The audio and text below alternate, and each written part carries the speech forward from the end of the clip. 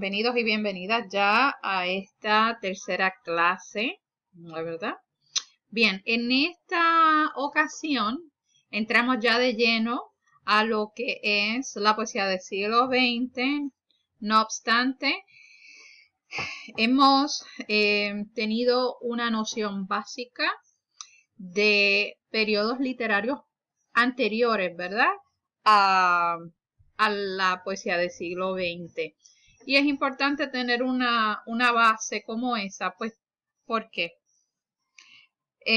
Nos ayuda sobre todo a ver esos puntos de ruptura, ¿verdad? Nos ayuda también a ver cómo se dialoga desde el presente con el pasado, cómo ese pasado ha ido nutriendo ese presente, ¿verdad? Porque a pesar de que se rompen con unas estructuras y unas posturas, eso ayuda en la formación, ¿verdad? Entonces, es súper importante tener esta noción básica, ¿sí? Entonces, por ejemplo, pensemos en la poesía de principios del siglo XX, que lo que estaba en boga era el modernismo, y el modernismo regresa a tomar inspiración, nada más y nada menos que en la poesía de la época medieval, ¿verdad?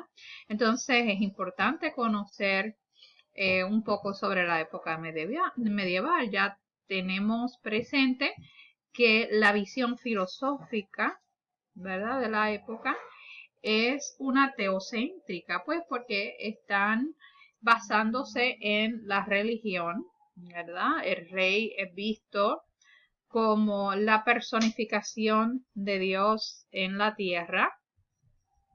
Entonces esa visión va a ir cambiando paulatinamente. Vemos como ya en el Renacimiento esas estructuras largas y las temáticas de religión van cambiando, y en el Renacimiento obviamente se le hace honor a esa palabra, es un renacer, es el renacer no solo en la literatura, pero también en el arte, en todas las artes, ¿sí?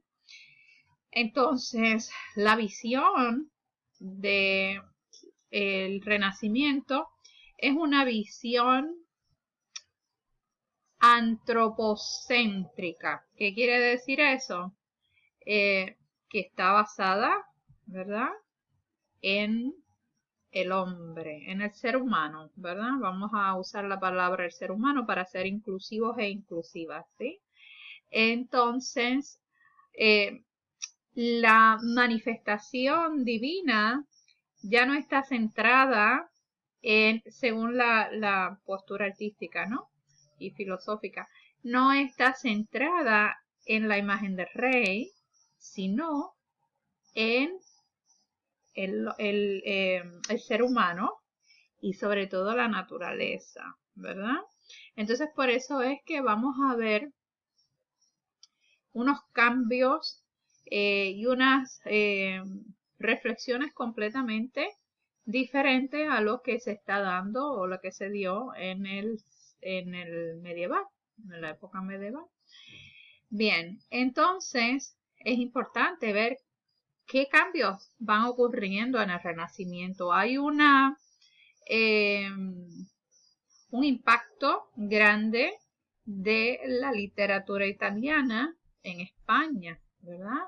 Boccaccio. También vamos a me fui.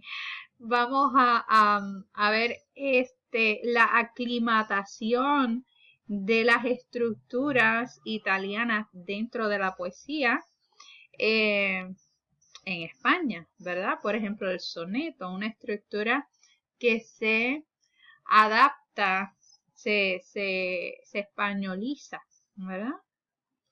Entonces estos temas de Petrarca los vamos a ir viendo que se van manifestando también en la poesía española, ¿sí? Obviamente, la poesía española va a tener su trayectoria y su verso tradicional es el octosílabo, como ya mencioné. Incluso es bien representativo de la poesía española, los cantares, ¿verdad? Los cantares y vamos a ver que ese octosílabo se va a seguir utilizando por mucho, mucho tiempo, ¿sí? Entonces, en el barroco, ¿verdad? Lo que se hace es que se intensifican los usos de Renacimiento, ¿verdad? Y entonces es como que una exageración de todo lo que se está dando en el Renacimiento. El Renacimiento empieza por establecer una simetría, unas organizaciones estilísticas y ya con el barroco se empiezan a torcer todas esas simetrías y se empieza a adornar más de la cuenta, ¿verdad? Se siguen con temas que ya vienen del Renacimiento. Por ejemplo, los mitos se retoman en el barroco y se trabajan muy bien. Ustedes ven que, por ejemplo, en el caso de Garcilaso, trabaja mitos, pero ya vamos a ver que la mitología se propaga muchísimo dentro de la poesía del barroco. Entonces, el Renacimiento y el barroco, esos dos, ambos lo que van a hacer es que van a conocerse dentro de la historia de la literatura como el siglo de oro. El siglo de oro, ¿por qué? Porque hay una proliferación, ¿verdad? Artística. Entonces, en el barroco se escribe muchísimo, ¿verdad? Entonces, vemos que, por ejemplo, los versos largos se utilizan para cosas usualmente, ¿no? Sublimes, especiales. Obviamente, un endecasílabo, que sería el verso, esa métrica que se utiliza dentro del soneto, vamos a ver que en el barroco no necesariamente hay un uso sublime para eso. Hay una proliferación tan vasta que muchas veces se escriben sonetos sobre el proceso de escribir sonetos, y eso les puse un ejemplo con Lope de Vega, ¿verdad? Y también se utilizaba para hacer burla de uno u otro, ¿verdad? Porque pues habían luchas también. Y este es el caso de Quevedo con Góngora, que pues por ejemplo Quevedo, que es conceptista, trabaja este soneto que dice: habíase una vez un hombre pegado a una nariz superlativa. Y entonces está jugando con la imagen de Góngora, ¿verdad? Entonces es bien importante también saber que Góngora es el que desarrolla mucho de la estructura de la poesía, el uso de la metáfora, ¿verdad? Y en realidad va a tener un impacto muy importante, sobre todo para la generación del 27, ¿okay? Que entonces regresan a Góngora y comienzan a trabajar mucho la metáfora. Góngora también se encarga de introducir muchos cultismos a la lengua, ¿okay? Y cultismo, pues palabras muy latinizantes, ¿verdad? Que vienen del latín y también es productor de neologismos, ¿ok? Bien, entonces con Lope de Vega tenemos que recordar que es el que se encarga más del teatro, ¿sí? Claro, el teatro se escribía también en verso en esa época y pues era ese fenómeno el que se usaba. Entonces, luego tenemos a Quevedo, que trabaja con el conceptismo, pero la figura más importante que tiene gran relevancia en el siglo XX sería don Luis de Góngora, ¿verdad? Sobre todo para la generación del 27. Y entonces, luego pasamos al romanticismo. El romanticismo rompe con todo. Usualmente todos estos grupos, todas estas generaciones, todos estos periodos tienden a romper con lo inmediato que está detrás de ellos, ¿ok? Siempre reaccionan y buscan más atrás. Entonces, la originalidad de estos nuevos impulsos, pues viene de nutrirse de cosas que ya están y de cierta manera como que reinventarlas, darle una vuelta y hacer otra cosa con algo que ya existe. Esa es la originalidad, no es algo que sale de la nada, es algo que lo que se ha hecho es que se ha reestructurado y eso es la originalidad.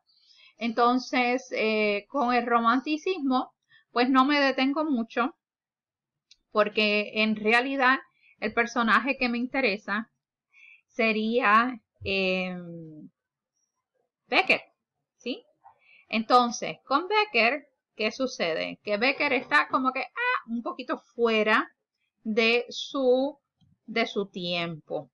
Se nutre mucho del romanticismo, pero él está de tiempo. Él nació mucho después, ¿verdad? Y entonces no logra estar en ese ámbito donde se daba la poesía, por ejemplo, de Espronceda. Bien, ¿por qué entonces es importante? Ya hablamos de Góngora, la importancia por la metáfora, ¿verdad? Y el uso de la poesía, ¿verdad? Le inyecta la poesía con originalidad, ¿verdad? Entonces trae neologismos, usa una metáfora muy rebuscada, no es una metáfora para cualquier persona, es una metáfora que es como que para personas de verdad que tengan esa habilidad, ¿verdad? De pensar y establecer esas conexiones de semejanza. Él mismo alude a eso. Esta poesía no es para cualquiera, ¿ok? Entonces, con Becker tenemos que es el que inicia, de cierta manera, está ahí el germen de la poesía moderna contemporánea, ¿ok? Ahí hay un cambio completamente, ¿verdad? Un giro de hacia dónde se dirigía la poesía y ya vamos tomando, ¿verdad? Otro rumbo. Ya vamos viendo que con Becker vamos rompiendo estructuras, ¿verdad? Así es que, ¿cómo es la poesía de Becker? ¿En qué se parece a lo contemporáneo? Eso era lo que quería que exploráramos durante esta semana pasada. Fíjense que la poesía de Becker es una poesía bastante sencilla, sobre todo si la comparamos con la poesía de Góngora, ¿verdad? Es muy sencilla, pero a la misma vez es muy profunda, que aparenta una sencillez, pero tiene una resonancia increíble. Y fíjense que eso es también lo que se busca en la poesía contemporánea. Una sencillez, una profundidad, una resonancia, ¿sí? Además que trabaja también la cuestión de la musicalidad. Sin la musicalidad en realidad no hay poesía. Por eso es que Garcilaso de la Vega fue muy bueno en lo que hacía, porque tenía un oído musical muy desarrollado. Entonces, ya ahí llegamos entonces al personaje, bueno, al escritor, déjame cambiar la palabra, no usar personaje, el escritor nicaragüense, Rubén Darío. Y aquí hay que en realidad enorgullecerse, ¿verdad? Porque por fin tenemos un movimiento que surge de Hispanoamérica. Entonces, Rubén Darío le da como que ese orgullo a lo latino, bueno, no latino, sino a lo hispanoamericano, ¿sí? Entonces, con Rubén Darío, que viene a establecer su idea de el arte por el arte, la noción de la belleza, es un culto a la belleza en sí. Ahí vamos tomando otros rumbos. Obviamente, esta poesía de Rubén Darío y del culto a lo bello no surge tampoco de la nada. Lo que pasa que sería mucho incluir a estos poetas europeos, sobre todo en Francia, ¿verdad? Los poetas malditos que le llaman. Ya hubiera sido mucho para este semestre.